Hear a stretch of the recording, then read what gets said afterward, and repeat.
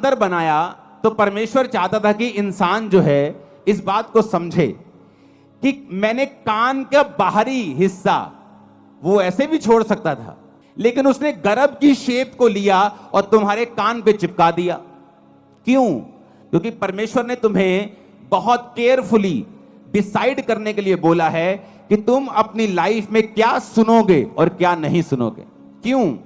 जब औरत के गर्भ में बीज जाता है तो वो बच्चा पैदा करता है, और जब परमेश्वर ने कहा तुम्हारा कान जो गर्भ की शेप का है, जब इसके अंदर बीज जाएगा, वो चाहे अच्छा बीज हो चाहे बुरा बीज हो। एक चोर का जब शादी होता है तो उसके भी बच्चा होता है। एक जादू टोना तांत्रिक, एक बंदों को मारने वाला एक कातल, जब वो भी शादी करता है तो बच्चा पैदा होता है। एक धर्मी जब शादी करता है तो भी बच्चा पैदा होता है। तो बच्चा अच्छा है या बुरा है, ये निर्भर करता है कि कौन उसे पैदा कर रहा है। परमेश्वर ने तुम्हारे कान को गर्भ के जैसा इसलिए बनाया है कि परमेश्वर कहता है कि कान के अंदर क्या डलेगा, अच्छा या बुरा, ये तुम डिसाइड करोगे। जैसा तुम डालोगे तुम्हारी जिंदगी का फल वैसा ही होगा, अच्छा या बुरा। अब तुमने गाने डालने हैं, शराब के गाने डालने हैं, वो गाने डालने जिससे बीपी बढ़ जाता है, तुम शारीरिक जोश में आ जाते हो, वड देंगे टोक देंगे, तुम्हारा वो भला करने वाले नहीं। मैं खड़दा, मैं जानदा, मैं आंदा, वो तुम्हारा भला करने वाले नहीं।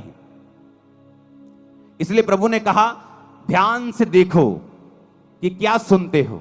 जब मैं चर्च में से वापस आया करता था तो मेरी आदत थी हिंदी गाने सुनने की, तो हिंदी गाने में सुनता था। और एक दिन पवित्र आत्मा ने मुझे प्रेरित किया, तो मैंने अपने भाई से, क्रिश्चियन भाई से पूछा, मैंने कहा क्या बेनीहीन गाने सुनता है? जैसे मैं हिंदी गाने सुनता हूं, बेनीहीन भी इंग्लिश गाने सुनता है फिल्मों के? कहता नहीं यार, वो नहीं सुनता होगा। मैंने कहा अगर वो नहीं सुनता होगा तो मुझे भी नहीं सुनने चाहिए। अगर मुझे प्रभु में बढ़ना है तो हिंदी गाने सुनता हूं तो मुझे मेरे अंदर वही फीलिंग्स आती हैं। तो अगर वो भी फीलिंग्स आएंगी, चर्च जब मैं जाके सॉन्ग प्रभु का सुनता हूं तो वो आत्मा वाली फीलिंग आती है। तो मैं अपने शरीर को दो चीजों से भर नहीं सकता हूं। एक ही सोते से खारा और मीठा दोनों पानी तो नहीं निकल सकते, तो चुनाव करना पड़ेगा। उस दिन से कैसेट्स होती थी, तब सारी फेंक दी थी, कोई गाना नहीं सुनना। और पवित्र आत्मा कैसे भरता है? जब मैं सॉन्ग सुनता था 2004 से 5 से, जब गीत गाते थे, सॉन्ग सुनते थे, तो वो सॉन्ग सारा हफ्ता दिमाग में बजता था, जब तक अगली मीटिंग नहीं आती थी।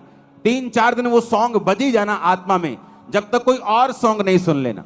तो उस वजह से पवित्र आत्मा से हम भरपूर रहते थे, सब लोग जितने इस नियम के ऊपर चलते थे। इस दोस्त के साथ आप बैठ रहे हो, ऐसा दोस्त जो आपके साथ जब बैठता है, जब आप उठते हैं तो आपका विश्वास कम हुआ होता है, वो आपके अंदर नेगेटिव चीजें डालता है। ओ ठीक है चर्च, ओ कदी कदी चल जाया कर, उन लोगों ने भी बना के रखनी है, ओ ले कड़ी चर्च है जी सारे लोगों का वखरा ही कर देती है, और आप थोड़ी। आप क्या सुनते हैं मायने रखता है। आप अगर नेगेटिव सुनेंगे और उस नेगेटिव को कैंसिल नहीं करेंगे, आपने मान लिया कुछ नेगेटिव सुना और आपको मालूम नहीं है कि उसे कैंसिल करना है, उसे रिजेक्ट करना है, ऐसे लोगों के पास नेक्स्ट टाइम मत बैठें जहां बैठने पर आपका विश्वास कमजोर होता है। अगर वो रिश्तेदार है, त्याग दें कुछ सालों के लिए, उसे कुछ महीनों के लिए त्याग दें। वो दोस्त जो मैंने 2007-8 में त्याग दिए, 15-16 साल बाद मुझे मिलते हैं आज, लेकिन आज मेरी बातों का असर उन पे होता है, उनकी बातों का असर मेरे पे नहीं होता। हालेलुया। जब सुबह बालों में कंघी करने के लिए उठोगे तो अपने कानों पे ध्यान देना और सोचना कि आज मुझे क्या सुनना है, इस गर्भ के अंदर मुझे क्या लेके जाना है, अच्छा बीज या बुरा बीज। अच्छा बीज लेके जाऊंगा तो अच्छा फल लाएगा, बुरा बीज दूंगा तो बुरा फल आएगा। जमीन नहीं देखती। आप आम बो दोगे भी आम उगा देगी, आप डोडे बो दोगे डोडे उगा देगी, आप कांटे बो दोगे, कैक्टस बो दोगे कैक्टस उगा देगी। जमीन नहीं देखती। जमीन बोलती मुझे बीज दे, मैं तुझे उगा दूंगी। कान भी, जीवन भी देखता नहीं क्या अच्छा है या बुरा है, वो तुम्हारा डिसीजन है, वो पावर तुम्हारे पास है, अंगों के पास नहीं है। जमीन के पास उगाने की पावर है, तुम्हारे अंदर उगाने की पावर है, लेकिन उगाना क्या है ये तुम्हारे ऊपर निर्भर करता है। ऊंची आवाज में हालेलुया बोलो।